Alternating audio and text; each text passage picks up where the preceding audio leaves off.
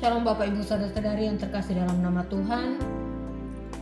Sabda sehari hari ini yaitu dari 2 Samuel pasal yang ke-23 ayat 1 hingga ayat yang ke-4.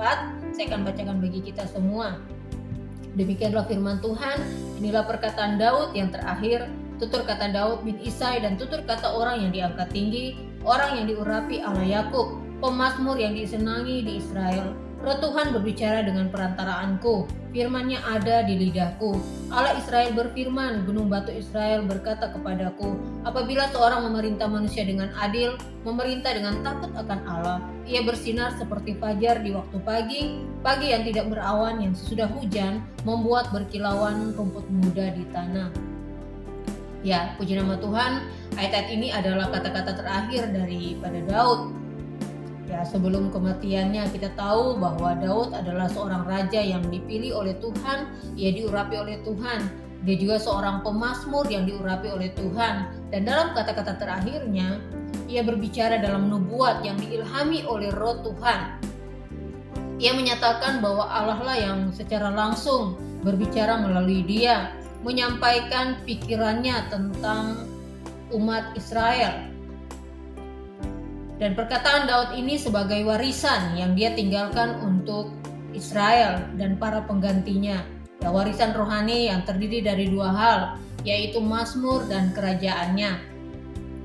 Berbicara mazmur, tidak ada orang yang menyangkali bahwa Roh Tuhan yang bekerja aktif dalam penyusunan mazmur-mazmur Daud dan juga pemazmur-pemazmur Israel lainnya yang telah memberikan inspirasi kepada semua generasi sejak zaman Daud. Dan sampai dengan hari ini, sampai dengan saat ini, jika dibandingkan dengan bagian lain dari perjanjian lama, maka kitab Mazmur lebih banyak digunakan dalam penyembahan-penyembahan ibadah orang Kristen. Ya, berbicara kerajaannya, kita tahu bahwa Daud bukanlah raja yang pertama, karena raja pertama adalah Raja Saul. Tetapi dalam pemerintahannya ada kekuatan dan stabilitas baik secara politik maupun secara rohani. Ya, kerajaannya diakui sebagai pemberian Allah dan ini adalah warisan yang luar biasa bagi bangsa Israel. Warisan Daud adalah untuk menunjukkan jalan ke depan dan untuk memberikan pandangan atau gambaran sekilas ya, yang belum lengkap mengenai apa yang akan dicapai oleh kepemimpinan yang sempurna. Ya, kepemimpinan sempurna adalah Tuhan Yesus sendiri tentunya. Dan dikatakan bahwa apabila seseorang memerintah dengan adil dan takut akan Tuhan, ia bersinar seperti fajar pada waktu pagi dan seperti hujan. Baik matahari maupun hujan, kedua-duanya kita tahu bersama-sama dapat memberikan hasil yang baik dan bermanfaat bagi manusia, juga bagi pertumbuhan alam.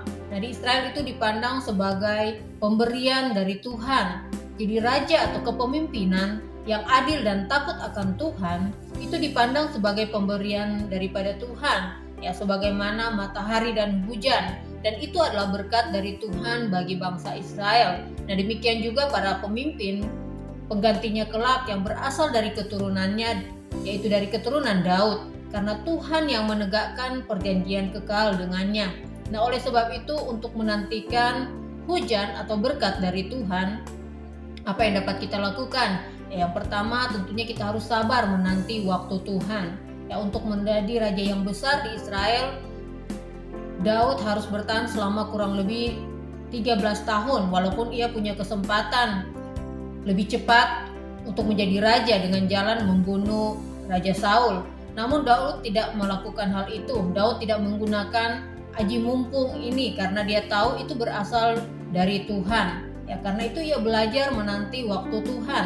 Nah, sebagaimana seorang petani yang sabar menanti waktu untuk panen dan menuai hasilnya, nah demikian juga di dalam kehidupan kita. Kita harus sabar menanti waktu Tuhan, sabar menantikan berkat-berkat Tuhan yang Tuhan sudah sediakan bagi setiap kita. Kemudian yang kedua yang dapat kita lakukan adalah kita setia berpegang pada firman-Nya, pada janji-janjinya. Tidak hanya sabar menantikan waktu Tuhan, tetapi kita juga harus setia pada firman-Nya, pada janji-janjinya. Karena apa yang Tuhan firmankan, apa yang Tuhan janjikan pasti akan digenapi. karena Dia adalah Allah yang setia. Tuhan kita tidak pernah lalai dalam menepati janji-janjinya, menepati semua firman-Nya.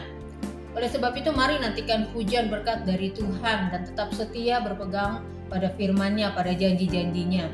Amin, dan Tuhan Yesus memberkati kita semua.